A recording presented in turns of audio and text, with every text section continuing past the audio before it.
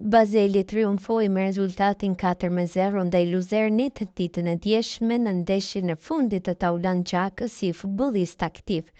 Emocionet ishin të shumta ende pa nisur ballafaqimi. Para ndeshjes së 407 të fundit, Taulan Xhaka u përshëndet me të pranishmin.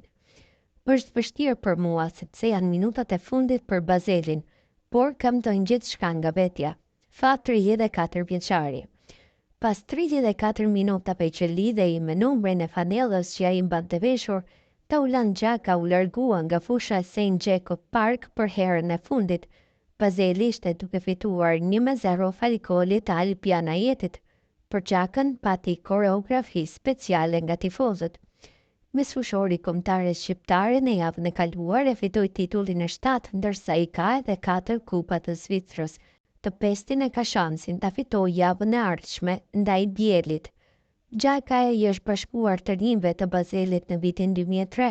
I pranishëm në ndeshjen e lamtomirës ishte edhe vëllai i vogël Granit Xhaka, mesfushori Bayer Leverkusen.